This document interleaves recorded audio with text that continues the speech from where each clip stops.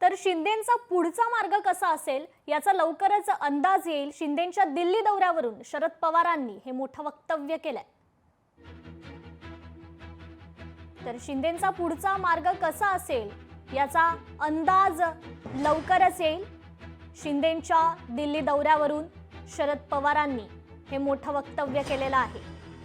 उपमुख्यमंत्री एकनाथ शिंदे यांच्या दिल्ली दौऱ्यावरून शरद पवारांनी हे मोठं वक्तव्य केलेलं आहे।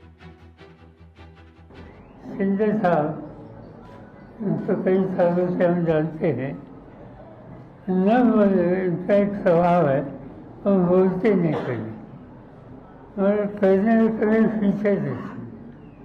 और इनसे आगे उनका किस तरह से असर होगा इसका अंदाजा अभी जल्दी आएगा। लोकशाही मराठी ऐका, पहा, जागरूक रहा।